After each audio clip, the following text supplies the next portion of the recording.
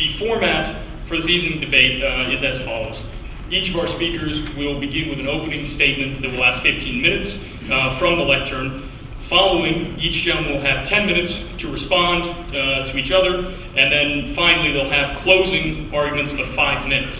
After which we'll take questions from the audience from the 2 microphones in the front here, one for questions directed towards Mr. Hitchens, and the other for questions directed towards Rabbi Wolpe. We ask that you please keep your comments concise and respectful so that we can proceed with as many questions as possible. At the end of the program, copies of both gentlemen's books will be on sale in the Union Lounge, and they'll be available to autograph them for you. So before we begin, I'd ask that you all please remain seated during the course of the debate, silence your cell phones, and offer Christopher Hitchens and Rabbi David Wolpe a warm welcome to Brockport.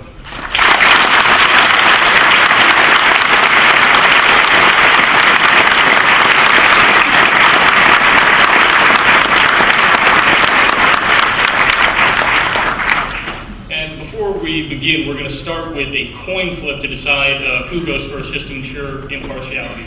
Rabbi Wolpe, would you like to call the flip? Heads. Oh! Here we go. Indeed it is a tails, and Mr. Hitchens will begin.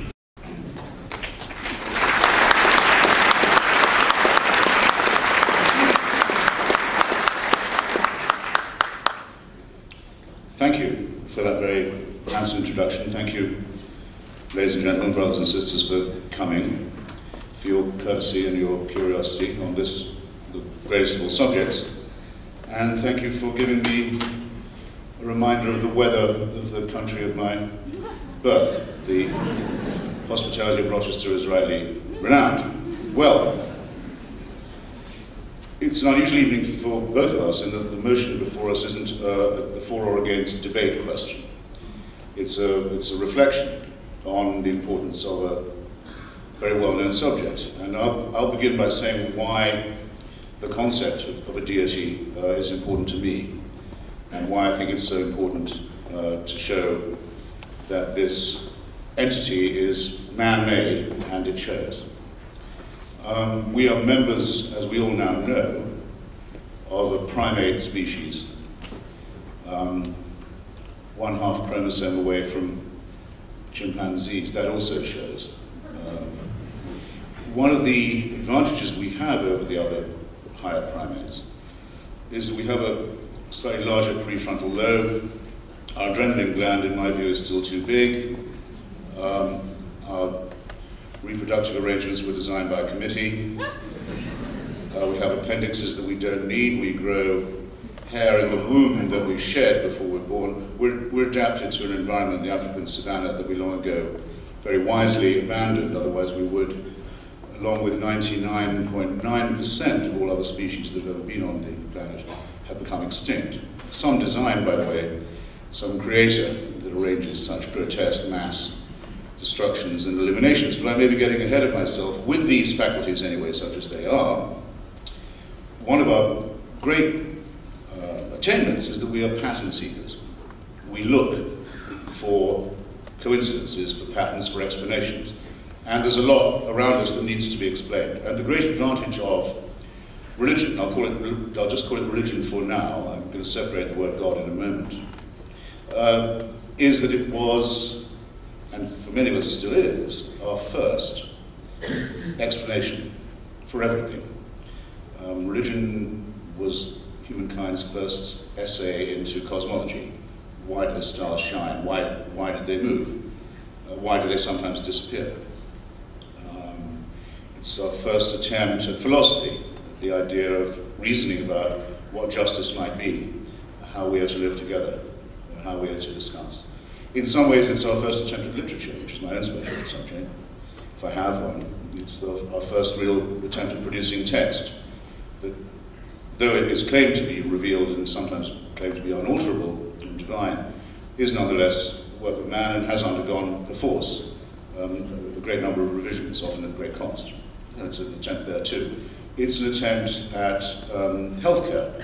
For a very long time, people had probably a stronger chance of recovery if they went to the meeting conducted by the witch doctor. Everyone knows that morale is important in recovery. There's no question. My scientific colleagues, Richard Dawkins and Daniel Dennett, conceded with grace that it probably had a marginal but crucial effect on recovery, on health. It was our first attempt at understanding the natural order. Why are there earthquakes? Where do the comets come from? Where do the meteorites come from? Why are there tidal waves? Why are there plagues and diseases? In every case, you'll notice, though, that the answers proposed for these things by religion was wrong. In other words, the price of being the first explanation we came up with was it was also the worst. You'll do a lot better, ladies and gentlemen, with a germ theory of disease than you will if you're faced with a plague and you think it's the Jews again, poisoning the wells, or it's a punishment for homosexuality. Earthquakes actually were believed by many people to be a punishment for homosexuality, though the only one that's yet occurred in San Francisco was long before it ceased to be a heterosexual town. Now, with this enormous advantage, religion has a second order one that I think is much less creditable, shall I put it like this. Now, in the light of later discoveries, we now know a great deal about our own nature. We've analyzed the string of our DNA. We know what we have in common with other creatures, and indeed with other less animate objects too. We know we're made of the same material as other animals and worms and even plants. We have a very much improved idea of the origins of the cosmos, vulgarly called a Big Bang, but everyone understanding that there was a moment of explosion that is still going on. The universe is still exploding apart at a actually very rapid and, oddly enough, increasing rate. You would have expected it to decrease by now. But it isn't doing that. And so it's become possible more recently for those who believe in a religious interpretation of the world to say, we used to oppose that. We used to say it was profane to study evolution. We used to say God put the fossils in the rocks just to test our faith.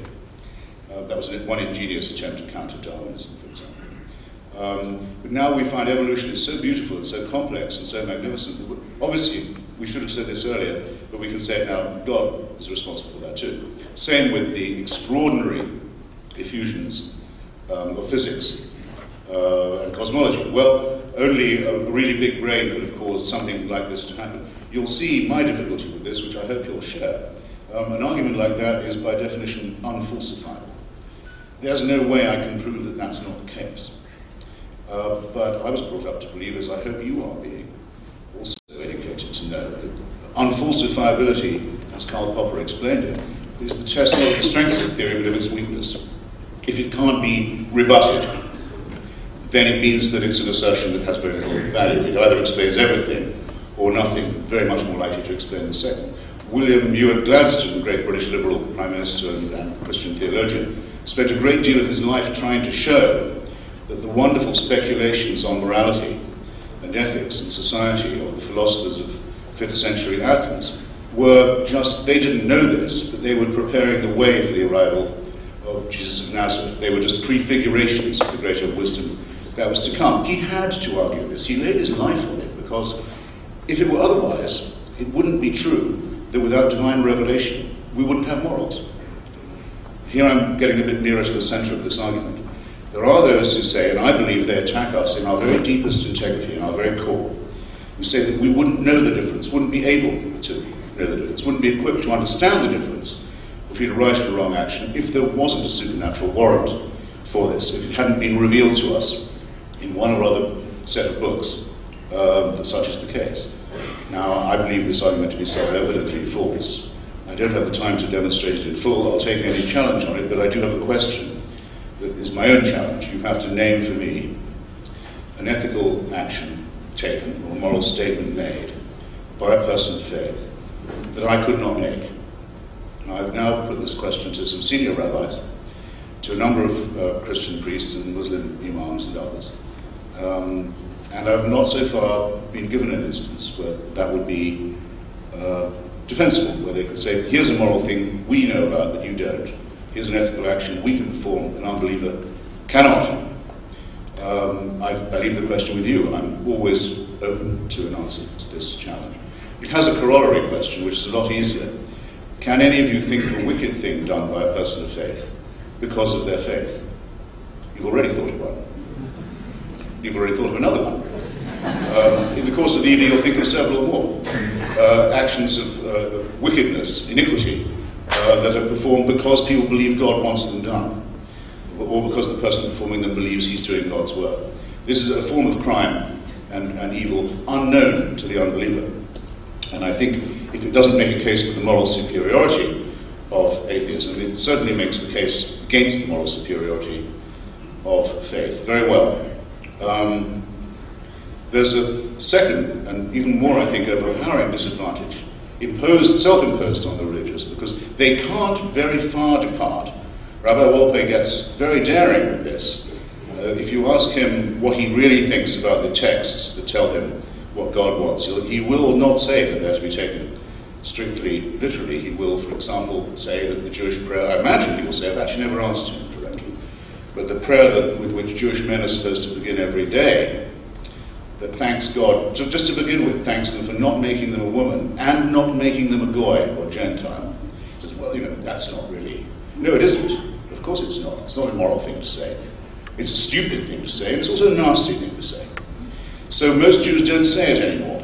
So if you follow me closely here, the less religious people become, the more moral they become. If the Quranic prescriptions on amputation and mutilation and stoning were all followed, if every thief in Egypt had their hand removed, no work could be done. So they don't do it. They should do it. They're ordered to do it, but they don't. They're ordered to kill the unbeliever in specific terms. In the Hadith, not the Quran, but in the sayings of the Prophet, which have the same theological and moral weight in the teaching, it is said that anyone who tries to change their religion from Islam, to apostatize, must be killed. They can't do it. They should. It's a divine mandate, but they don't. Because the innate morality that belongs to all of us, fortunately, comes to save us from the wickedness that comes from the texts. And what that means to me, and what I will continue arguing throughout the evening in different ways, is this, a very simple proposition. Man did not make God in his own image, as is said in the Bible. To the contrary, men and women made many gods in their own images, and it shows. After all, it's just as difficult for me to disprove that there are 1,000 gods as that there is one. And every believer you know has gods he doesn't believe in. The rabbi doesn't believe in Allah. You don't believe in Zeus. Muslims don't believe that Jesus of Nazareth was the Son of God. All of them think, oh, that's absolute nonsense. But that their own belief is the valid one. Now, again, I put it to you. Either all these beliefs are equally true, which seems impossible, or only one of them is true, which admittedly is a possibility, or they are all false, and I am not the atheist you think I am. Everyone in the room is an atheist because they have a God in which they don't believe. Rabbi Wolpe has a God in which he doesn't believe. I just say, I'll go you one better. I don't think there are any gods at all. It's not that hard of a leap to make, you know. There's a wonderful novel by Peter de Vries called Slouching to Kalamazoo. A novelist you all ought to read if you haven't. He was brought up as a Dutch Reformed Calvinist. In this novel, there's a debate between the town atheist and the town priest, and they both succeed in convincing each other completely in the course of the evening. This never really happens. So much so that neither of them can be persuaded to go back to their previous position. But at any rate, de Vries at one point says, musing on this, his leading character says, people used to believe there were many gods, they were polytheists. Then they believed there were spirit gods, gods in the trees, gods in the waterfalls, gods in the wind, so forth. And then they became more polytheistic, and then they became monotheistic, with only one God. So they're getting nearer to the true figure all the time. Who says there's no progress? The magic figure of zero, the discovery of which was a great innovation in human history, is the one at which we will arrive when we contemplate the likelihood that we are supernaturally designed with a plan in mind for us. Now let's just consider for a moment, what if I was to announce that I was a convert to that view? What if I say, okay, I give up. I've listened to the wise men now, I think it's true. I think that God intervened and that I'm saved as a result, and that I wouldn't know right from wrong, and so I'm grateful for this intervention. Well, I'd have to believe the following. the human species we now know to be at the very least 100,000 years old. Certainly not less. Some good scientists say near a quarter of a million. I'll take 100,000. For the beliefs of Jews, Muslims, and Christians at any rate to have any validity, it must be the case that the Creator watched this species for 97,000 years as it was born, usually dying in childbirth, lived perhaps to the age of 20 or 25, dying in terror of nameless diseases or of their teeth, terrified by earthquakes they couldn't explain, by typhoons, by hurricanes, tortured by plagues that they couldn't understand. They didn't know there were microorganisms who have dominion over us. We don't have dominion over nature. It's the other way around. Violent in war, slavery, racism, you name it. For 97,000 years, heaven watches with indifference. And then says, 3,000 years ago, starting 3,000 years, it's probably time to intervene now. Not in China, where they can already read and know how to make things and have a concept of science and knowledge and philosophy. No, only in the most remote, backward, savage, and superstitious parts of the Middle East. And that's how you'll know your redemption. Ladies and gentlemen, I don't believe any of you in this room can be persuaded by any artifice of rhetoric or sophistry to believe anything so wicked as well as anything so stupid as that. If it were true, it would be hateful.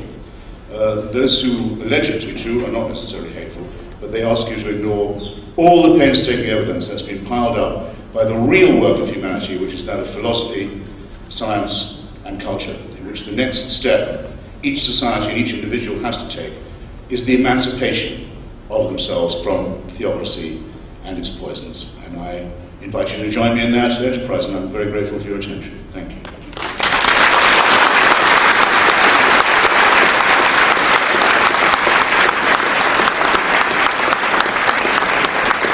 Do some interior decorating real quick. Do you guys see over there now? Is that good? All right. You guys also, for the record, can everybody see now? All right. You're invisible. God is intangible. I want to start off by saying that I agree with Mr. Hitchens. After listening to him, it's clear that the adrenal glands are too big because mine went into overdrive. Not only because of what he said, but because of the way in which I think you can paint religion that is false to religion and true only, to a conception of religion that does violence to what it really is. And I want to take all three areas. First of all, religion's record. Second, religion's claims. And then third, the way that it's painted in his accounting of it. And not so much contradict some of the claims that he made, but have you see it differently, because the truth is that religion doesn't, by and large, make scientific claims, and it ought not to be evaluated scientifically. And Popper, when he said the claims couldn't be falsified, he didn't say they weren't meaningful claims, he said they weren't scientific claims. But Popper allowed all sorts of claims, including his own sociological claims. Historical claims can't be falsified. Philosophical claims can't be falsified. You and I live all the time on ground that can't be falsified. I can't falsify your reason for getting up this morning. I can't falsify the statement that life is beautiful or life is not beautiful. Yet who would say on that account that that isn't an important, and in fact more important than any specific scientific claim that you could make about how close you are genetically to a chimpanzee? Because you and I both know that that isn't the ground on which human beings live. Part of what happens in a religious system is that religions have been filtered through very imperfect creatures, human beings. And Mr. Hitchens makes the incorrect claim that religions say you wouldn't know right from wrong if this book didn't come down from heaven and tell you about right from wrong. If you read the book, you would know that the book doesn't say that. In fact, what happens to the first brothers in human history, Cain and Abel? One kills the other. And God comes down and says to Cain, you did a terrible thing, and you're going to be punished. Now, it's clear that Cain hasn't read the book that he appears at the beginning of. So how is it that God condemns Cain? Because it is assumed in every religious tradition that you have an innate moral sense. Absolutely. No religion claims you don't know right from wrong until I tell you exactly what the book says. The difference is that what religion does claim is now morality is woven into the fabric of the universe. It is not the invention of accidents of ancient chemistry. Because if what Mr. Hitchens says is true and there is no God and there is no overarching spirit, then everything that we call right and wrong is what we decide is right and wrong. It can't come from anywhere else. It doesn't come from God. It comes from the random evolutionary pressures that created us, and as you know, evolution is in fact a theory of the gaps. That is, you find a niche in nature, you fill it through random mutations and natural selection, and then you get this creature about whom I have two very serious questions. First of all, what warrant does that creature have for his or her morality? It's not that you don't know what moral is. But why should you do it if you don't wish to? Why, since I'm taking a flight early tomorrow morning, why should I leave a tip in my hotel room? It impoverishes me. I'm never going to meet the person who cleaned my hotel room. I don't see any good reason to do it if I don't want to. Why should I do something against my own interest if I really don't want to? Religion, in part, is a system that tells you that things that are against your interest should be done because, even though they may be against your interest, they are fulfilling of your destiny and your purpose in this world. And that's what sacred books are intending at bottom to teach. And the idea is not merely that these books come along to try to encourage people to be good, although I'll get back to goodness in a second, but also because you all have an intuition, and in fact a faculty called consciousness that raises you above what it is to be purely material. It's not that human beings are just synapses. You can conceive of time, of history, of what was and what will be. You have dreams and aspirations and hopes that are non-material, and in fact, almost every great philosopher in history, from Aristotle to Plato to Hegel to Kant, they all believed that the fundamental constituent of reality was spiritual, not material. You have to be a thoroughgoing materialist and believe that there is nothing but stuff to think that talk of spirit is vaporous nonsense. But right now, all of you are having ideas. And even if ideas are lodged in the brain, they're not the same as the brain. They are, in fact, spiritual entities, non-material entities. You have an intuition that something exists that is more than stuff. And religion enshrines that intuition by saying that that ultimately points to something greater than ourselves, not something physical that you can't see. That's what I began with. It's not that God, people say God is invisible. God's not invisible. It's not like if you put a hat on God, you'd see God go down the street, right? God is intangible, which is different. It's almost like light. You can't see light, but I can see you, more or less, because there's light in the room. The same idea. We see each other because there is God, and in fact, by the way, in my tradition and in all the monotheistic traditions to a great extent, the principal evidence of God in this world is in the eyes of the person sitting next to you. That's where you look to see God. Now, you might believe, when you look into the eyes of someone you love, you might believe that what you're seeing is a pure contrivance of matter. That there's nothing spiritual there, that that's all an illusion. But I don't believe it. And I don't think you should believe it. And that sense that we're more than bodies. Mr. Hitchens said earlier, not here, but when we were talking earlier, he said it's not that we have bodies, it's that we are bodies. Yes, we are bodies, but we are not only bodies. And the same thing is true with religion. Religion is a set of laws, some good, some bad, but it's not only laws. It's an exhortation to people to be better. And sometimes religion does this very badly. I'm sure tonight we will get into a catalog of all religion's ills, but it's not as though when you suck religion out of the world, you get a better human being. The 20th century was an experiment in expelling religion from the world. Began, by the way, in the French Revolution, which was the first total war, in the words of one historian. And let me just remind you of what happens when you suck religion out of the world. You get Stalin and Mao and Hitler and Pol Pot and Kim Il-jung and Robert Mugabe and Idi Amin. Do I have to go on? It's not as though when you expel religion, all of a sudden you get goodness. People, as every religion tells us in one way or another, are not all good. They're just not. As I'm very fond of saying to my students all the time, if you think people are basically good, you should go visit a playground. Because what happens when a new kid comes on the playground? Do the other kids go, oh, let us embrace this new child and share our toys with him? What happens when a new kid comes into class? Does everybody say, oh, let's share our notes with the new kid? No. Because we are very mixed and naughty and shadow and dark and light creatures. And religion has very difficult stuff to work with. And because religion gets refracted through human beings in this world, because after all, religion isn't for God, it's for us, often it will get played out in ways that are ugly and dark and cruel, no doubt about it. The question, though, is not whether religious people ever do bad things or whether people who have no religion ever do good things. Of course they do. Some of the nicest people I know have no religion, and some of the nastiest people I know claim to be religious. The question is there a better system in this world for encouraging people to goodness?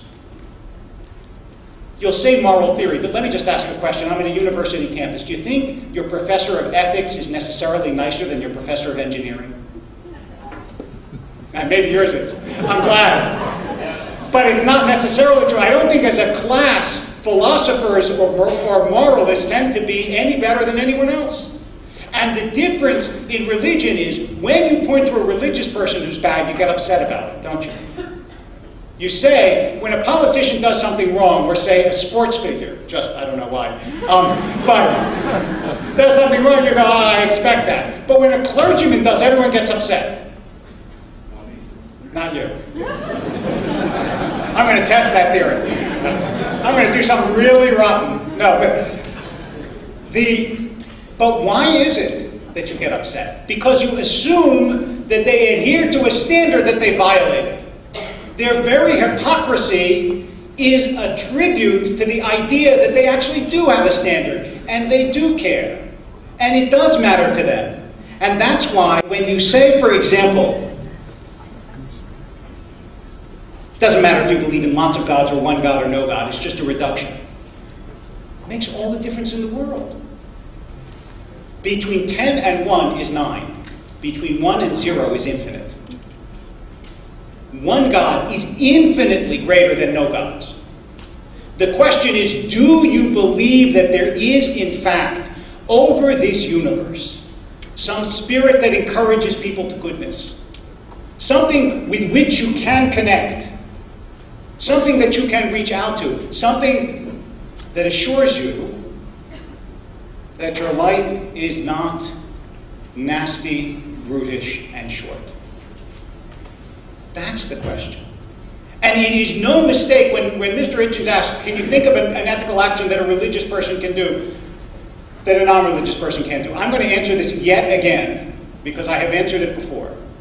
If you mean, is there an ethical action of which I'm physically capable? Can I leap over tall buildings in a single bound? Of course not. And can a religious person or a non-religious person do a terrible thing like cut off a hand? Of course. But I have to tell you, I can give you thousands of examples of things, not only that religious people create that non-religious people wouldn't create, like Donne's sonnets or Handel's Messiah, which wouldn't have been done had they not been religious. But I'll tell you, in my own congregation, there's a family where the father died 3 years ago. Every weekend for 3 years now, people have brought food to that home. Now, if you say to me, they could have done that even if they weren't religious, my answer to you is yes, they could have, But I don't know of anywhere outside of a church, a synagogue, a mosque, where something like that happens over and over and over again. I don't know of anywhere outside of a religious institution where someone puts their hands on their child and blesses them every Friday night. And my father, who passed away in May, just a few months ago, if you ask me what was the most precious memory I have of my father, it was his putting his hands on my head every Friday night and blessing me. And had he not been religious, he wouldn't have done it. Now, could he have done it? Could he have put his hands on my head and say, in the name of no God, I bless you? Absolutely. But he wouldn't have. Religion encourages people to certain specific actions in this world, and many of them, most of them, are actions of goodness. There are thousands, millions of people all over this country and all over this world who feed people, who take care of people, who bring water to villages, who organize people. And they do it because they think God called them to do it. That's why they do it. They do it because they think this is the kind of life that you're supposed to lead if, in fact, you're leading the life that God intends for you. That is not nothing. And it's not foolish, and it's not wicked. And it's actually not even an appropriate object for scorn. It's serious people doing what they believe is good in their lives because they think they are something more than an accident of ancient chemistry, because they think, foolish people, that they are in the image of God. And if you say to them, what does it mean that you're in the image of God? Some of them might be so simple-minded as to say it means that God looks like me. But most of them will understand that you're making a metaphysical statement about the part of you that I cannot point to, about the part of you that is a component of your DNA, about the part of you that is your spiritual structure. I'm just going to close with this because I got the 1-minute warning. To some extent, this is an argument. But to some extent, and you know this, it's not an argument. It's about the way you see the world. And the way you see the world doesn't pivot on a point. It's not, I never thought of that knockdown, drag out. It has to do with what it is you believe you're here for. Whether your life has a meaning that is beyond you, whether in fact the world is about you or about something greater than you, and whether it is possible to live in such a way as to align yourself not just with what makes you feel good or with what gets the approval of your community, but with what the universe, which I will call God, that is the intelligence that somehow behind all of this launched us all on our way, what that God wants for you. I hope to describe that more, but I hope you also understand that there is something deeper at stake here than whether a clever point has been made or whether a laugh has been scored. What's at stake here is your soul. Thank you.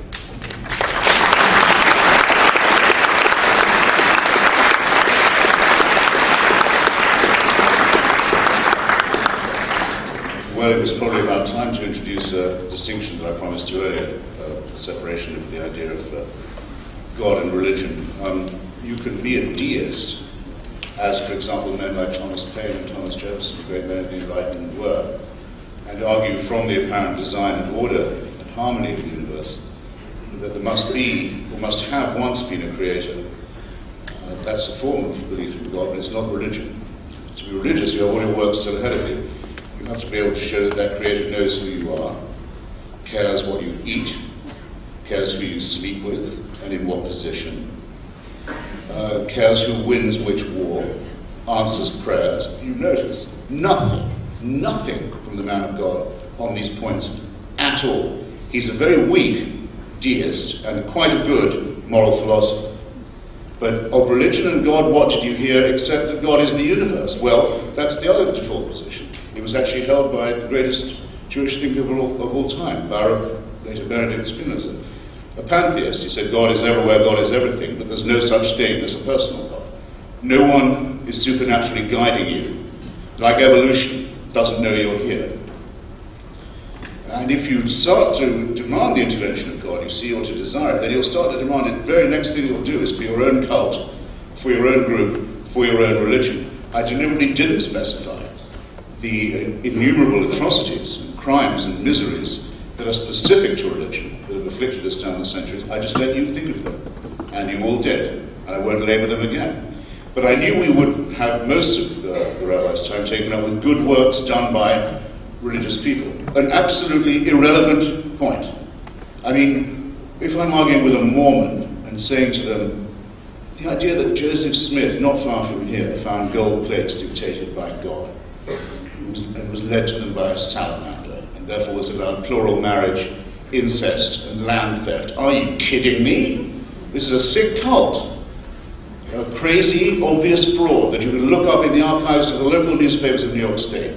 You can see the trick being pulled. The Mormon will say, I know what's coming right away. You should see our missionaries in action in Colombia.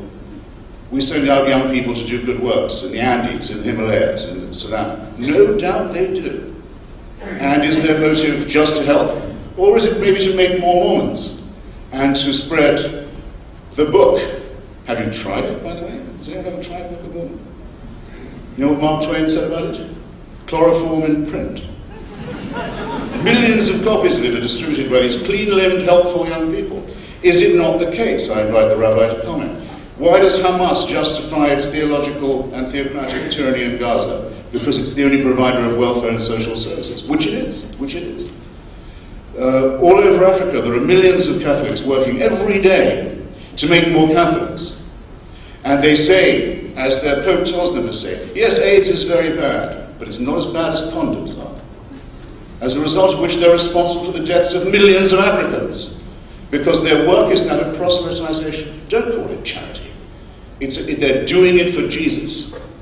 It's not for its own sake, and for it to be moral, to be really human, charitable, to have the things about it that appeal to us, which I'll come to in a moment. It shouldn't be proselytization, should it? We all know, well, those of us who studied poverty and visited the Third World, there is only one cure for poverty. And religion is always on such good terms with poverty, don't you notice? Poverty, illness, disease, ignorance, religion always thrives there. They have a sort of partnership with it. It's always their fallback position. For a good reason. The two things feed on each other. There's only one thing that cures poverty, whether it's Bangladesh or Bolivia. It's the empowerment of women. It's the only known cure. If you give women control over their reproductive cycle, take them off the animal cycle that forces them to bear children, and doesn't allow them any say in the size of their family, because they have to breed children to replace the ones who are going to die of the filth and the poverty and the disease that the priests have brought in their train. If you take them off that cycle, go back to that village in 5 years, the floor of material well-being and education will already have improved. Throw in a handful of seeds and a bit of credit, the job is done. Name me one religion that argues for the empowerment of women. Now, when you say, Rabbi, really, one should be shocked when a priest commits an act of filthy criminality.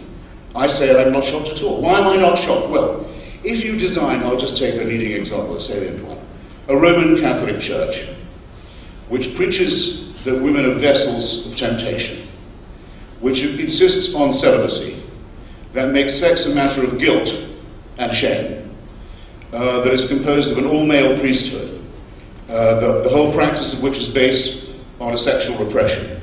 What do you think is going to happen to the children in the care of those people? Don't act surprised. They don't act surprised. They knew it was going on all the time. And they covered up for it. Where is cardinal law, may I ask you? Former prince of the church in these United States. Why is he, Boston laity want to know this, why is he not in the top? Because he's in the Vatican. Because he's fled the jurisdiction and been given a sinecure at the Church of Santa Maria Maggiore in Rome, and voted in the conclave to produce the next pope, the holder of the keys of Peter, the vicar of Christ on earth. This man who ran a racket of child abuse, why do we call it abuse? Of the rape and torture of children for generations, decades, and across a wide swathe of the country. And it's not in spite of his religion, it's because of it. And I think it's evasive to pretend otherwise. Now, there's the question of, well, some people think, well, religion's been distorted, bad things are done in the name of it. Well, I can't arbitrate this really. I mean, at present in Iran, the ancient and noble civilization of Persia has been run into the ground by an Islamic theocracy, headed by an Ayatollah who claims to rule the country in the sense of owning it. The doctrine, the religious doctrine is called the Velayat-i-Faqih, the guardianship of the clergy.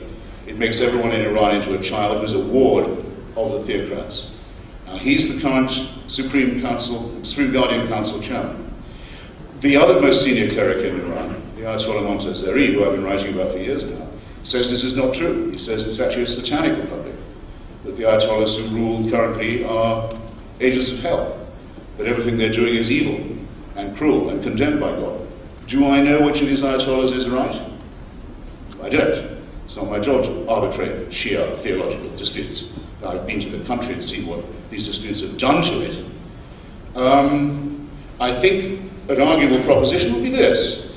Iran would be better off if neither of those Ayatollahs had the power to make rulings of this kind. If people were able to think for themselves and decide for themselves without being told that they're children of God and must be bossed around by those who possess God's will, his work. Now, it's objected to this. Well, think of the beautiful things that religion does. Sonnets, symphonies. I'm all for the transcendent. I'm all for the numinous. Everyone feels it. Combinations of love, landscape, music, and so forth. We don't know that the people who wrote those devotional music pieces were believers. We know what would have happened to them if they said they were not. We know the same about the painters and the sculptors. They would not have been able to say if they were skeptics. We know that Verdi, for example, could do a very good requiem, but he wasn't a believer. It's not correct at all to claim the achievements of art as if they were the products of the supernatural. These are products of human culture. Now, against all the Ayatollahs that have ever existed, against all the priests, and all the rabbis and imams, I would propose the figure of Socrates. It's quite possible he didn't exist. We have no proof of it. We have not much more proof than we have of the existence, say, of Jesus of Nazareth, who I regard as a fictional, quasi-mythical figure, or Moses, an undoubtedly invented figure who ordered his people to commit rape, torture, slavery, and genocide against all other peoples before dragging them to the one place in the Middle East that has no oil. I've only got a minute. Socrates wasn't like that. Socrates, I think, from the testimony of eyewitnesses, probably did exist. Anyway, it doesn't matter to me if he didn't, you see, because I don't need supernatural permission to think for myself, which is what he taught me to do. He said the height of wisdom is to know how little you know, to have a rough idea of how ill-educated you are, of how far you have to go, to understand that things are based upon uncertainty and debate. Against this, to say, we already have all the moral information we need, it's been given to us by the universe, aka God, is childish, where we have in our hands, already, innate, born with us, the opportunity of our self-emancipation. To think for ourselves, this does not lead to moral chaos and anarchy. It doesn't mean everyone does anything they like. If it were true, we wouldn't be sitting here. We couldn't have evolved this far. Our species, if it wasn't based on solidarity, on brotherhood and sisterhood, on mutual aid, on the things that are evolutionarily necessary for us to survive and prosper, wouldn't be having this conversation. But the demand that you circumcise the genitalia of children, the demand that, in one religion, that Jews be considered collectively guilty for the murder of Jesus, think of what that teaching has led to.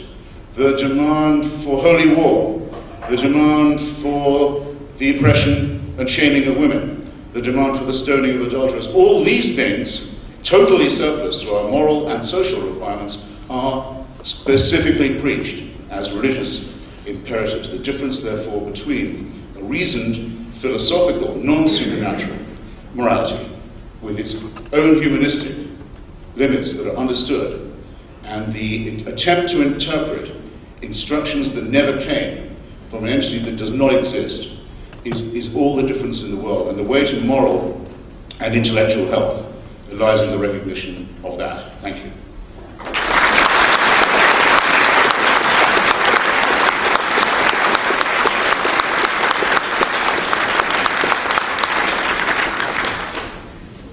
all, nobody said that Handel's Messiah or Donne's sonnets were products of God. Of course they're products of human culture. The question was, what can human beings do that are motivated by faith that people who aren't motivated by faith wouldn't do? Having answered the question, am I having answered the question? I think Mr. Hitchens is changing it.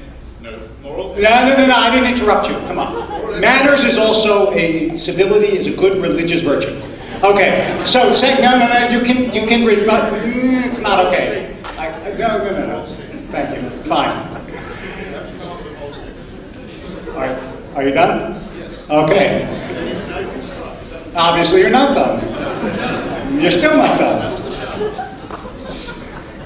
The second point that I want to make, the second fallacy that Mr. Hitchens tried to sneak by you, is proposing Socrates as a model of a non-religious, free-thinking person when Socrates repeatedly invokes the gods. Repeatedly. Socrates always acknowledged the supernatural sanction to what he was saying and doing. And in fact, he says, as you know, in that very moving death scene recorded by Plato, when he says to the Athenian republic that condemns him to death, he says, I go to death and you stay in life, and who is better? Only the gods know. Right? Believing that there is a life after death, which is another conversation that we ought to have, although I have too much to catch up on at the moment, and he just said, sure do. In the Encyclopedia of Wars, not casual bedtime reading, there are 1,763 wars, major wars, that have been chronicled since the beginning of recorded history. Of those, do you know how many were religious wars? 123. In other words, the vast majority of conflict in human history has not been religious conflict. It's been conflict over land, water, politics, money, all the things that people fight about. And yet every time religion is in some way touching it, people assume that it's a religious conflict. And the same thing happens when people do wicked things. If they are anywhere in the vicinity of a religious institution, the assumption is that religion has caused them to do wicked things. In fact, you can reverse this and look at how religion has not prevented people from doing very wicked things, which is true, but every time you take religion out of political power, you discover something fascinating. Look at America. America is a very religious country. 80, 90, 95% in poll after poll say they believe in God, whatever that means. And yet, emancipation of women, charitable funds all over the country, freedom, science, public debate, all these things are not only made possible because religion isn't in the government, but because it is a religious country, and religion is allowed to flourish in a sort of capitalist, if you will, religious economy, which means different religions can compete with one another, which is a good thing, not a bad thing. And if that's allowed to happen, what you discover is that the best of religion rises. In the same way that in debate, the best of reason rises. In the same way that in science, if it's open and it's not closed, and we know now what happens with science when it's closed off, in science, if it's open, the best of science flourishes. That's a human characteristic. It's not a religious characteristic. Whereas if you take people and you give them power and you cloister them and you let nobody watch them, they're going to do bad things, whether they're in government, whether they're in church, whether they're in universities, whether they're in any institution that gives people power and doesn't give them accountability. But you know that accountability in the religious tradition is not only accountability to people around you, it's also an accountability to something greater. And when people take that seriously, it changes their lives. It is rare, in my experience, for someone to have any kind of conversion experience and become a worse person. Think about it. Think about the people you know who have become religious. Has it made them worse? One of Mr. Hitchens' countrymen, Evelyn Waugh, who was not a very nice man, was a devout in his way, Roman Catholic, and when someone asked him about it, he said, "You should see what I would be if I wasn't a Roman Catholic." His instinct was that, in fact, it civilized him despite the fact that he wasn't a very pleasant person to be around. And it's not true, and I will repeat this again because there's a certain persistence in misquoting what I said about this. or attributing to religion in general what it doesn't say. It's not that you have to have the book to know it's right. That's not the issue. Nobody thinks that all of you are morally benighted, and only if you open whatever book, whether it be the Book of Mormon, the Quran, the New Testament, the Hebrew Bible, you'll know. Let me tell you what the Bible is, at least as my tradition understands it. Abraham Joshua Heschel, who was perhaps the premier Jewish theologian of the 20th century, said the Bible is the chronicle of God and human beings searching for one another. That's what it is. It's not a basket of divine fiats tossed down on your unwilling head and you have to do everything it says. And that's not a new insight. Heschel documents it all through the writings of the rabbis. It is a struggle to discern what God wants in this world. And because we're imperfect creatures, we will discern it imperfectly.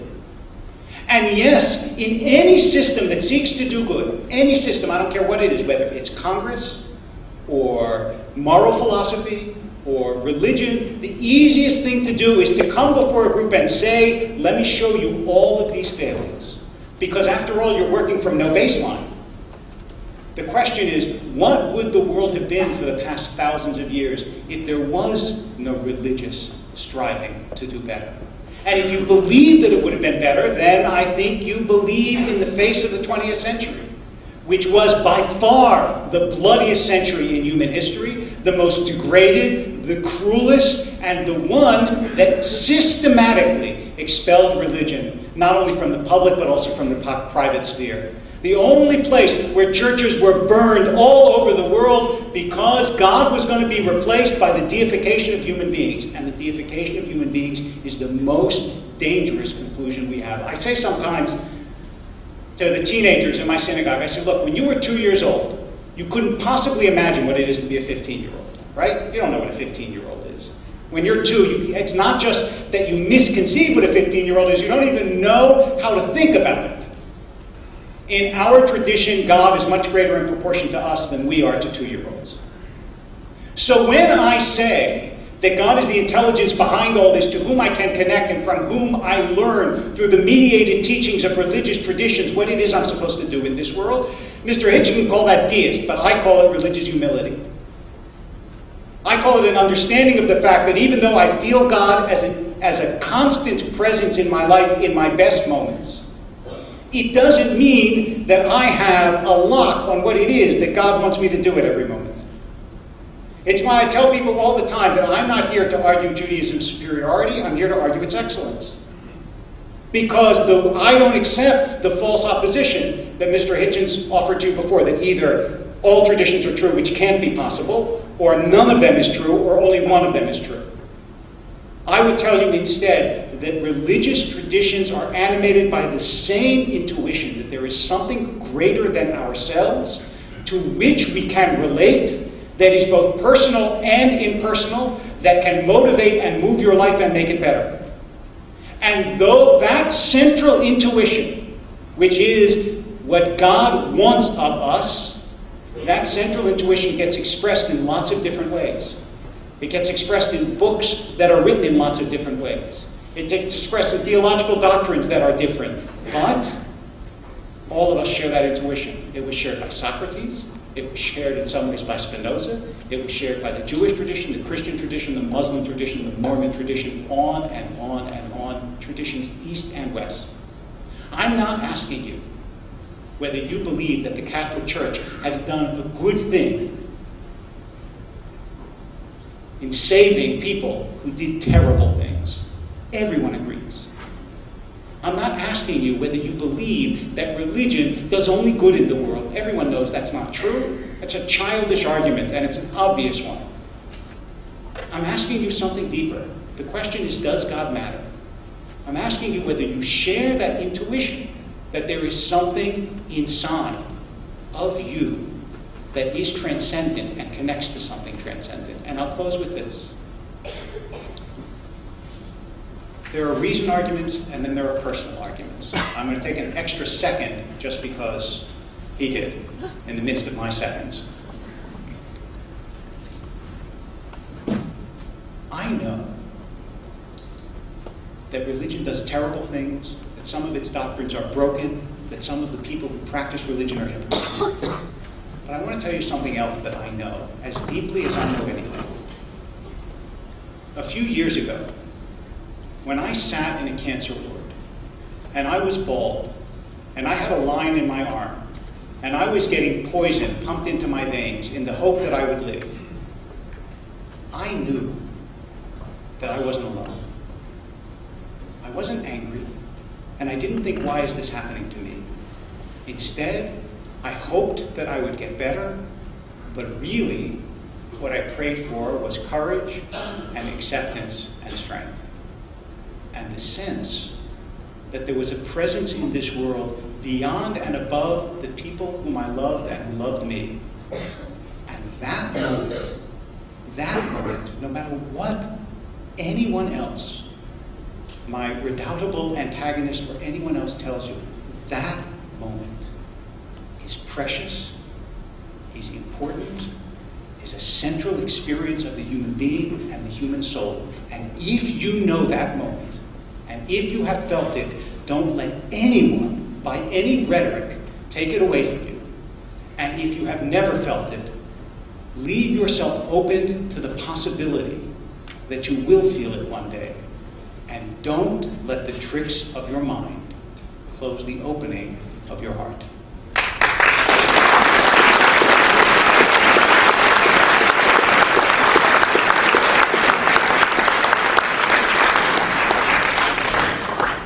With my tiny interjection, I was only trying to save the rabbi time so he wouldn't have to borrow anymore. My challenge, I hope you'll remember it, was he had to name an ethical statement made or moral action performed by a believer that I couldn't replicate. And he mentioned instead an oratorio, the Messiah, and unspecified religious poetry. I would have picked, I think, the sonnets of John Donne myself, or maybe George Herbert. No, wait, just now you said that was your, yes. You are saying to me, in the presence of this congregation, sir, that I can't help bring food to the hungry, because I don't believe in God. Of course you're not saying anything so preposterous. I give my money and my help to organizations like Amnesty International, Doctors Without Borders, Human Rights Watch, Oxfam, and many others who do the work of famine relief and inoculation for its own sake, and not to try and convert or proselytize, and who do that work very well, and often in the face of priests of all kinds who say, don't bring your children to be vaccinated.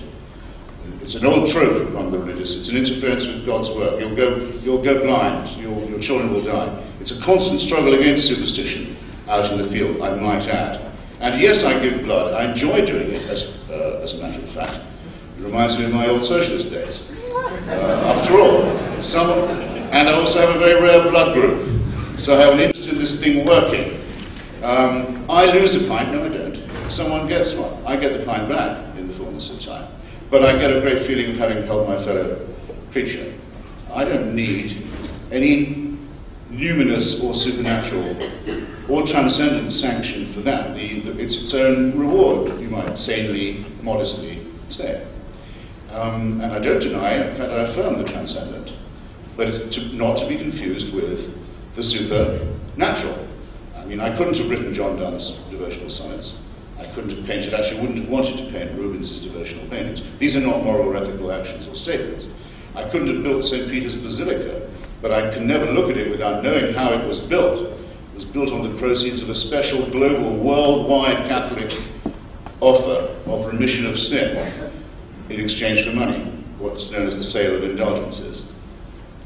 They said you won't have to go to hell if you give money to build St. Peter's Basilica. The most disgusting fraud it's possible to imagine. I look at the building, it's more beautiful than anything I could have pulled off, but I know it's founded on a revolting crime and fraud. Now, it would be wrong of me if I didn't take up this point about secular and religious totalitarianism. It was in the air before the rabbi mentioned it. It's time I said what I think about the 20th century and its crimes and tyrannies.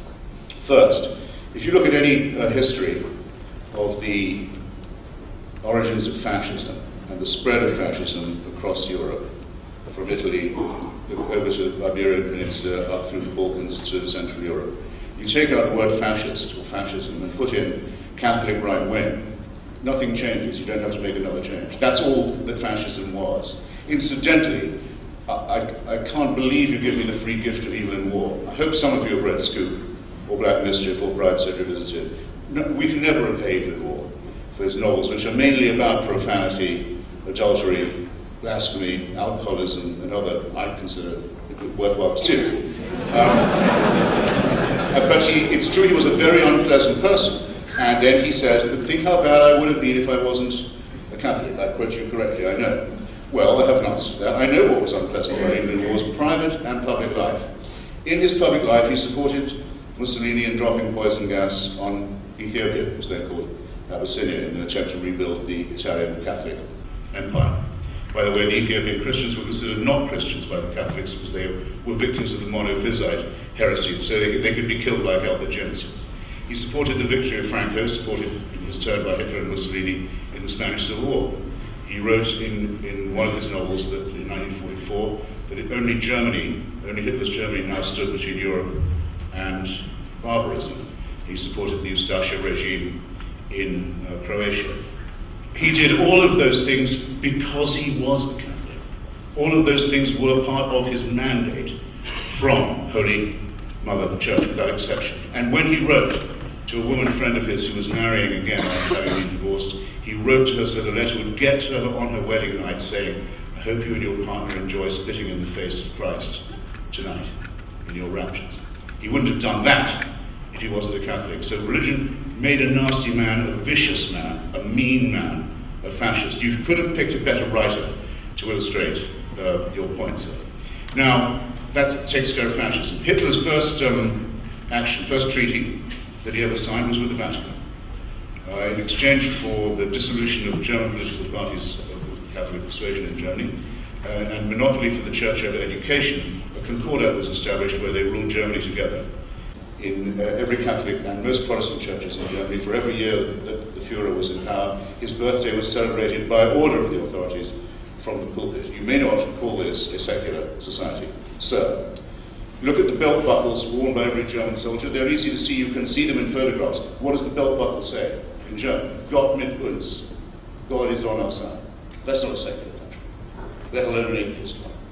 I think it's frankly libelous that I should have to have it even implied or insinuated that my opinions have anything in common with the National Socialist or Fascist regimes, which are the product of centuries of Catholic anti-Semitism, peasant superstition, feudal and militaristic ideas fueled by the 30 Years' War, and decades of worse, of bigotry of all kinds.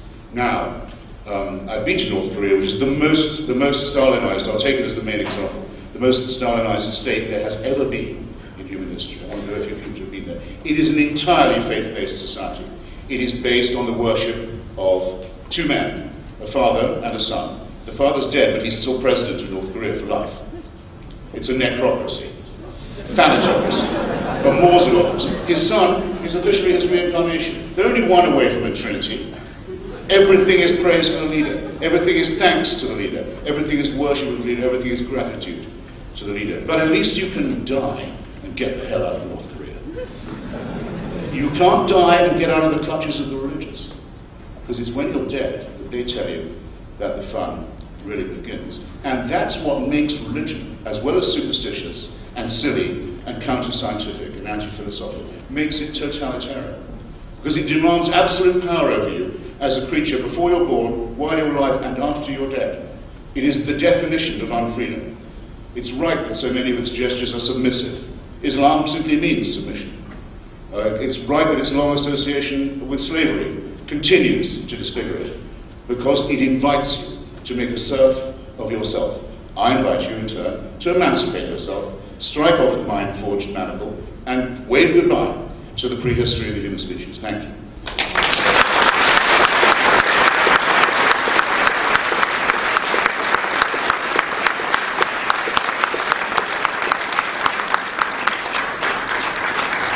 I want to first say for the record that I have no intention of associating Mr. Hitchens' views with the views of National Socialism, and hope that he won't associate my views with the views of pedophilia. Because if you decide that the worst of a tradition embodies the antagonist with whom you are speaking, then all the terrible things that he's imputed to religion he must impute to me. And I know he doesn't any more than I impute to him all the terrible things that I impute to National Socialism, which was officially atheistic no matter what the buckles on the belt said, or Stalinism, which, again, he didn't say anything about Stalin, he didn't have time, but Stalinism was, again, officially, explicitly atheistic, as is communism. And if you want to see the difference, go from North Korea to South Korea. South Korea may not be an ideal state, but it is a vibrant Christian community, and there you will find freedom. Whereas in North Korea, you will find the worship of this tin pot dictator. But going back to the fact that he gives blood, I know it wasn't much of a transition, but I don't have a lot of time. Let's talk about what religious people, no, not again. Let's talk about what religious people do. I'm sorry, I'm used to a congregation where people don't call out till after the sermon. Let's talk about what religious people actually do. Are you aware of the fact that religious people give more blood? That they give more charity, that they volunteer more, that they turn out in greater numbers on voting day, that by every indices that you can find of social goodness in America, religious people do more than non-religious people. Now you may say this is a coincidence. It just happens that way. But I don't believe it. And neither should you. And when I didn't say that Mr. Hitchens couldn't bring food to a hungry person, and I hope, I feel foolish even repeating this, but I hope that all of you understood that that was a sort of sleight of hand, a rhetorical sleight of hand that he was pulling. What I said was that I'm not aware of communities, not bowling leagues, not reading clubs, not any other communities where you would find a family that was bereaved where for 3 years running and for many years into the future, they're going to get fed every weekend because they're part of a synagogue community or a church community or whatever. The question is not, can religious people do things that non-religious people can't do? Of course not. The question is, do they do things?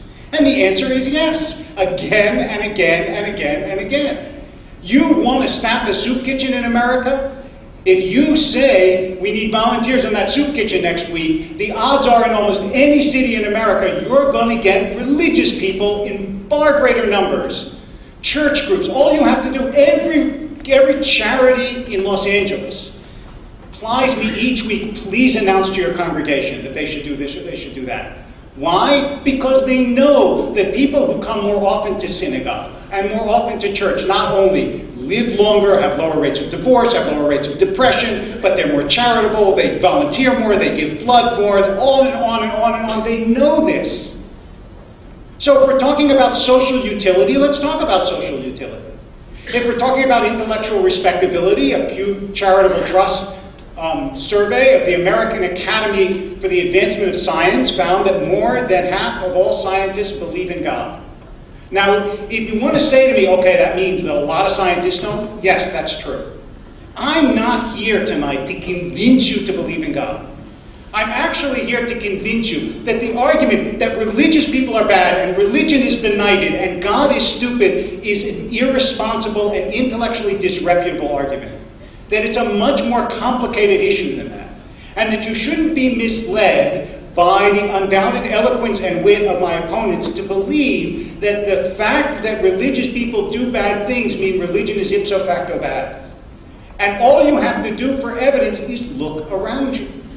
I urge you, and I know nothing about the city of Rochester, I urge you to go to the soup kitchens and homeless shelters in Rochester and see whether the people who staff them are religious people. Some won't be, I have no doubt, but I'm going to bet that the vast majority will, and that most of them will be associated with churches, and that the people who do it believe they're doing God's work. In other words, that you do God's work when you do good.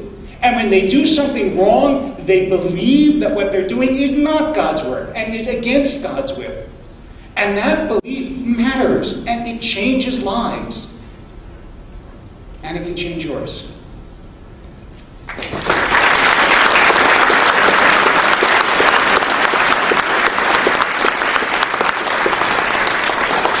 Let's please have another round for both of our speakers.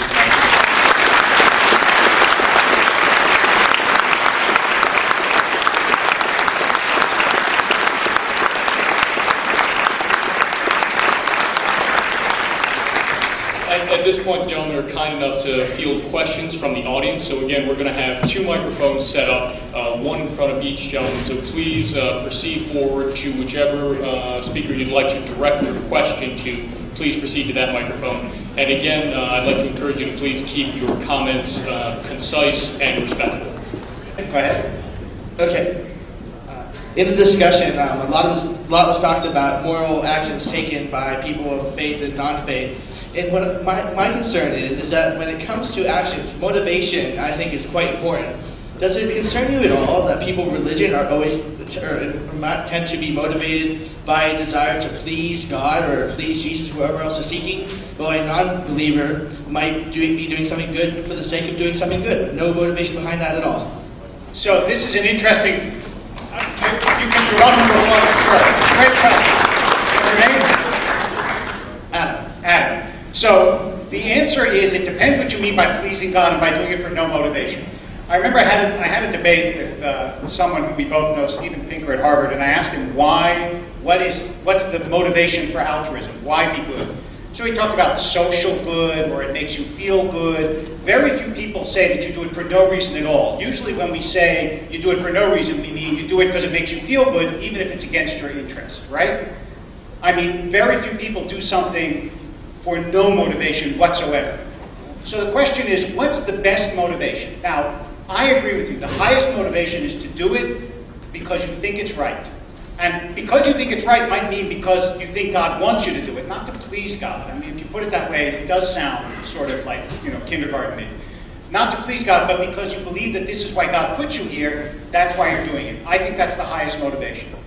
But I am also aware of the fact, and all of you should be if you're honest with yourself, that sanctions are very powerful. Let me ask you a question. Are you more likely to drive the speed limit if there's a police car behind you or if there isn't? Right? Sanctions matter. And the idea not only what's that? No, well, it's part of it. It is certainly part of it. The idea not only that you're doing something because it's what you were put here to do, but the idea that ultimately there is justice. Ultimately, and not in a way you understand, not because God's going to punish you because you went 85 miles an hour, but that ultimately the world is just, is, I think, a very powerful motivator for people not only to do good, but to want to see good done in the world. I think the question is good enough to demand 2 answers. I hope we're allowed to comment on each other.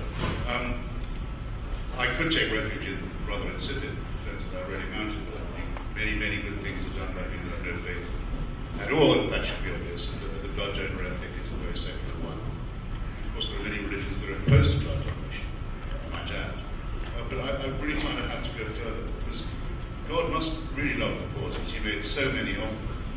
And if you're doing God's work, it seems to be you're doing God's undone. I mean, why is it that all these people are created in the image of God and left to welter in poverty, misery, early childhood death in childbirth, and the rest of it? The religious come with mob bucket and say, "No, I'll clean up after my deity." This seems to be a nonsensical and rather Greek position. And I would add another.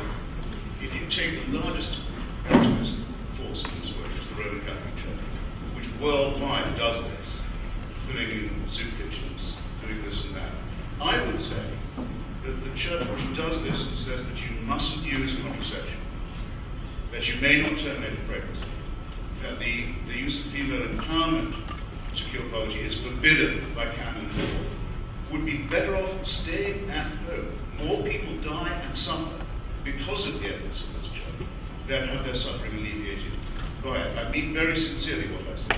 It's not just not a proof of the goodness of religion. It's one of the many ways in which the wickedness of religion, in the retarding of human emancipation and health and wealth, is made obvious to us. Thank you.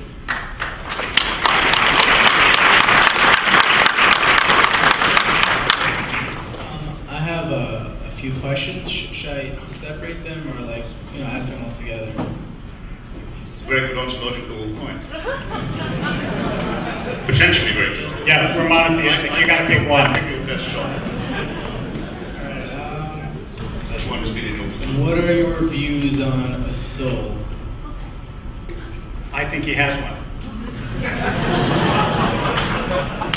What are my views on the soul? Like, does it exist? I think it might exist as something in the species. There's been talk of the world, so there's quite a lot of German philosophy about that. The still sad music of humanity is the words. I don't think individuals are equipped with an X factor inside themselves that survives their death. No, I don't. But I think that we are capable of hearing secret harmonies.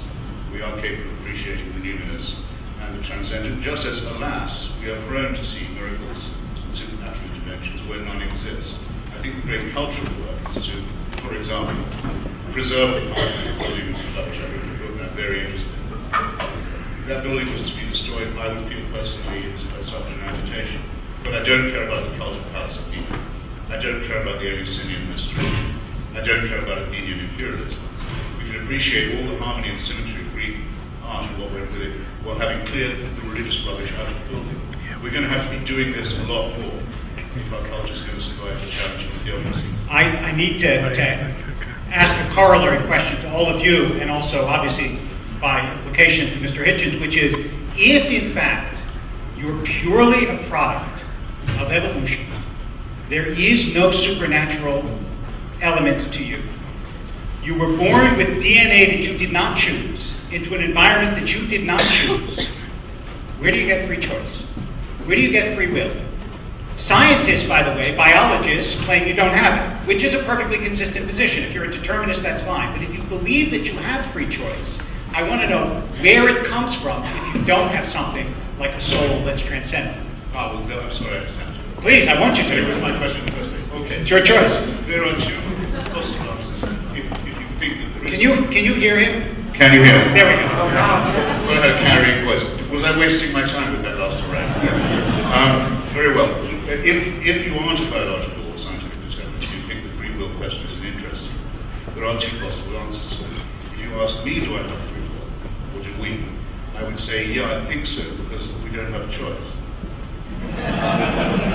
But at least... Okay, that's clever, but it doesn't actually answer anything. At least I'm being ironic, and I know it. Whereas someone who says, sure you have free will, the boss says you have to have it, I'm just asking, isn't even being ironic. I'm asking if you think you do. Forget the irony, tell me if you think you do. I haven't heard from you yet. I will say, breaking my usual rules of strict adhesion to rationality and empirical evidence, I would say that I like to think so, in my better. And where do you get it? I don't think a determinist position can actually prove itself. At least I know that I'm being get ironic it and I'm open to the uncertainty of things. But to say, of course you've got free will, you've been given it by orders from on high, is to make a statement that's quite literally nonsensical. I just asked you where you got it from. It contains its own negation. He's not.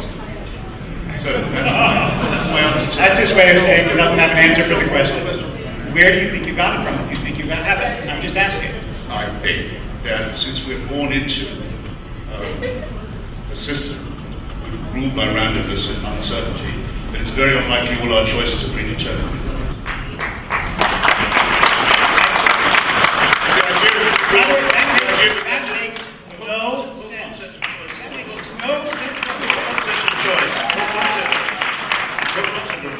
Is rendered completely nugatory by the idea of a supernatural invigilation that pre-exists you and that has demands.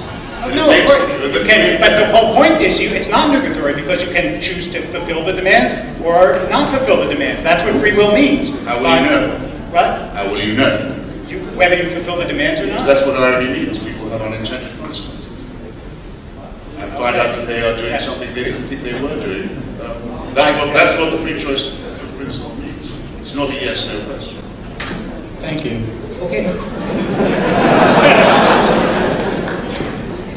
Sorry guys, waiting in line. We only have time for 3 more questions, so I apologize for you guys waiting in line, but maybe you could get them in the book signing. I have a question for Mr. Hitchens, and I hope Rabbi Wolpe, you'll answer the same question. I would contend that religion is not the root of evil, or most of the evil in the world, but that power is. And I'd like both of you to respond, starting with you. Well, some people say, studying Nietzsche, usually, that if you take religion away, faith away, all that's left is the will to power. But I think that simply replaces the same question in a different way. If you look at the efforts of the imams, the Ayatollahs and the rabbis to order our morality, to try and intervene in our politics, to run our education system, to have views on morality, all the rest of it. Ask yourself, in which world are they seeking power, this one or the next? It looks very much like this one to me. And so what I'm supposed to believe, or take seriously, is the idea that someone else, who I know is only a primate like me, has access to information that I don't have, and can tell me what to do, not just because he's stronger than me, but because God has empowered him to do so.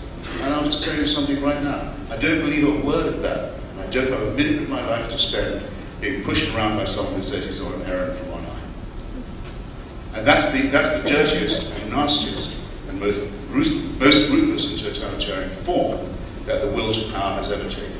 There's no tyranny like the theocratic. Nothing so absolute. And it is not just they claim, they'll keep bullying you after you're gone. And, well, I hope we'll emancipate ourselves from that nonsense. But the churches wouldn't be as strong as they are now, and simply making insipid remarks about good work and soup kitchens, if they hadn't for centuries tyrannized and terrified people, and bullied them and extorted them, the power that built those churches, that filled those galleries, that installed those Holy Roman Emperors and imams and all the rest of it. That's what gives them their power now, is the residuum of the absolute power they used to have. Now they're free to talk. Now they're free to talk about good works. Oh, I thought I was free to talk now. Okay. Yeah, because I mean, look. In part, yes, the world was a sewer, an awful sewer before the advent of the monotheistic faiths. Rome before Christianity was a far worse place than Rome after Christianity. Greece, which Mr. Hitchens, the Greece of the philosophers of Athens was a terrible place for most. Slavery was enshrined. The only organized opposition to slavery that ever arose was in Christianity in the Western world. So, yes, power is a problem. So is the opposition to power a problem. But ultimately, evil doesn't arise from power. Evil arises from the sort of recalcitrant, crooked, good and evil nature of human beings. We are all an amalgam. There's good in us and there's bad in us. So when we have power, we use it unevenly. When we have persuasive power, we use it unevenly. And it's not the power itself. It's the intentions and the uneven actions behind it. And my contention is that religion makes that somewhat better. Not perfect, but somewhat better.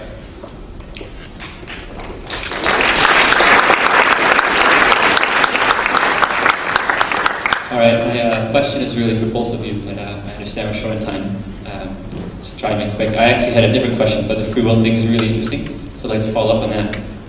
It seems to me that there's a difference between random action and free action, and if we do in fact have free will, that would imply that we are violating causality, because you must be following, in a deterministic universe, every action has a cause. But if we do in fact have free will, that means you are initiating an action that does not have a cause. It's a causal, which implies something beyond the natural law. Is that correct?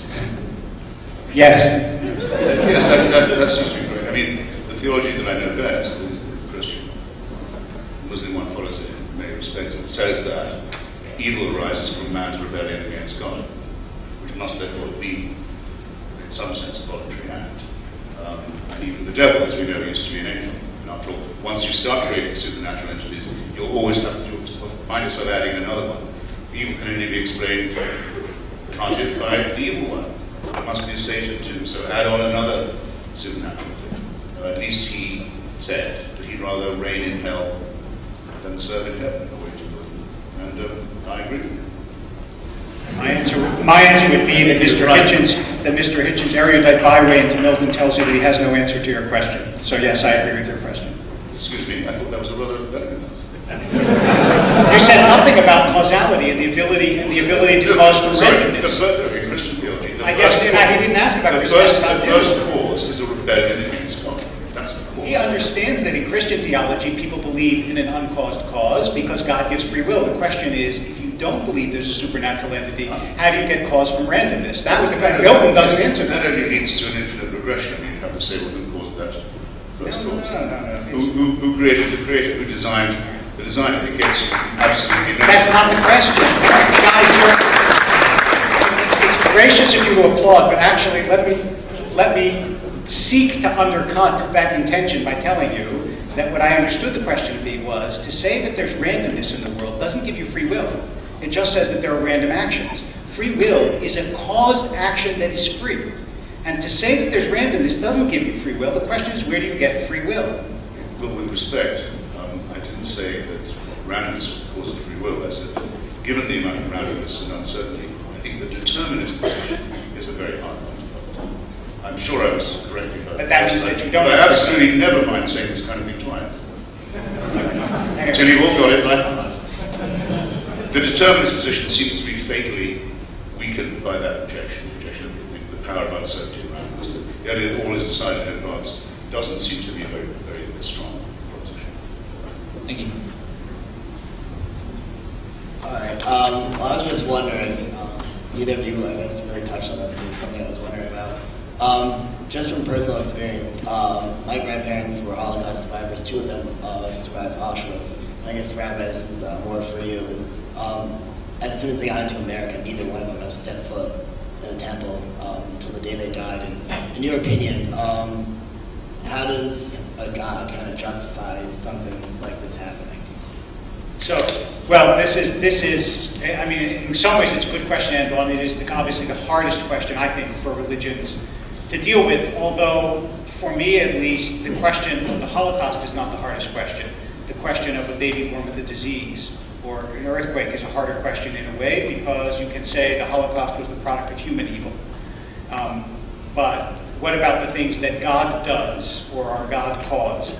And here, there are lots and lots of religious responses. I'll touch on 2. It would be a much longer conversation, but here at least are 2. One is, it depends what you think the world is for. If you believe that the world is in order that we grow in soul, then good and evil in this world, or bad and good, have to be random. Because if, in fact, every time you did good, you got good, every time you did bad, you got bad, then everybody would be like a rat in a Skinner box. You would do good all the time, but only so you could be rewarded. So you understand that there's a certain randomness and pain that is sort of built into the structure of the world, and that that's the only way that you can get what Keats said, that it takes, in order to create a soul, what a world of pains and trouble it takes to create the kind of soul that, in theory, religion wants you to create in this world, which I think is the human mission. The second part of that is that God created a world of material. There's spirit in it, but it's material. And material, by its very nature, is something that suffers, decays, dies, is imperfect. And that's part of the reason, I believe, why religious people have an intuition that this world isn't all. Because there's something that we believe transcends the material. And that's something that we can only imagine, but we can't exist in until we leave this world. It's I wish I had a lot more time to answer it, because as I said, this is the central religious question, but for the moment I'm going to leave it at that. Well, look, one advantage to being an atheist is you don't spend your time asking stupid questions of God. You don't keep saying why. I feel I'm more respectful to this non-entity than the people who keep pestering. Take him seriously. If there was such a person, he doesn't owe me an explanation. That would be pathetic. That would really mean he was made in my image, full of self-pity and silly questions. If there's a scheme, then we should make ourselves sweat hard, mentally, to work out what it is. Now, your question was, your grandparents were lucky enough to survive the attempt by German imperialism in alliance with most of the Catholic right to destroy the Jewish people of Europe and to take their not inconsiderable property. Very easy prospect to understand, very easy project to get your grip on. And the result of generations of teaching by the church that the Jews were collectively responsible for the murder of Jesus. That would be my material explanation. And it doesn't leave much unanswered. We already know that man is moved now. The Rabbi clearly doesn't say what the Jewish sages and authorities were asked when their people turned to them and said, our children were burned before our eyes. Where was God? They put God on trial in Auschwitz. It's a famous occasion they have to indict him. How is this? Well, the Rabbi said it's a punishment for exile. Not all of them said it, but many very senior ones did. It's a punishment for falling away forgetting Jerusalem, going into exile and assimilation. It's a punishment for that. So many people, like you said, your grandparents wouldn't go near a temple after their experience. So many people were like that. The rabbi stopped saying, stop being a popular line, but God had both those Jewish children to punish them for not being pious. You know what? That's, yes, you know what gross libel of Jewish theology. You know very well. I do know very well, actually. I teach it. It's a gross libel. A lot of very important rabbis took that view. I don't say they all did, but many of them did. Many of them kept quiet, which is what I would have done. Rabbi or no rabbi. Oh. And but then, excuse me, excuse me, then Israel takes the Western Wall and the West Bank in the 1967 war, and suddenly there are enormous numbers of rabbis. They are now. Sorry, we spoke too soon before. Now we see the people. It was all meant so the ingathering could take place. We could all move to Palestine and take Arab land and rebuild the temple. That hasn't worked out too brilliantly well either, has it? I would suggest that the question why, when asked of a non-entity, is going to result in a nonsensical conversation. All of these things are susceptible to materialist and natural explanations. Otherwise, secretly you will find and you'll be told that God has it in for you for being a Jew in the first place. And that I consider to be obscene. If you actually are interested in the Jewish theological responses to the Holocaust, like Eliezer Berkovitz and Elie Wiesel and Arthur Cohen, most of which were written before '67, and none of which of the major theological responses to the Holocaust give the reason that Mr. Hitchens said was so widespread, I'd be more than happy to recommend books to you. And just look up Stephen Katz and his book on theological responses to the Holocaust. With all due respect to Mr. Hitchens, that was not the prevailing theological response. Or even a very widespread theological response. And the other thing that I would say is that well, you know what? I'll leave it at that. Except the issue which we didn't talk about, I just alluded to it, is the question of whether this world is the only experience that human beings have, and that seems to me to be an important question. Maybe a question for another debate another time. But whatever the answer to that, on a human level, you can understand why if people were persecuted for their faith, they would abandon their faith, and many Jews certainly did. But I don't consider that the logical response. I consider that a human and tragic response to what happened. I think it's wise to act as if this is the only world we have. Yes, I do. I think it's prudent to behave that way, which in turn means don't be pushed around by people who say if you obey them in this life, you give up your freedom in this life, you'll get a better offer in the next. It's not, I think, a safe bet, even in Pascalian terms. Thank you all.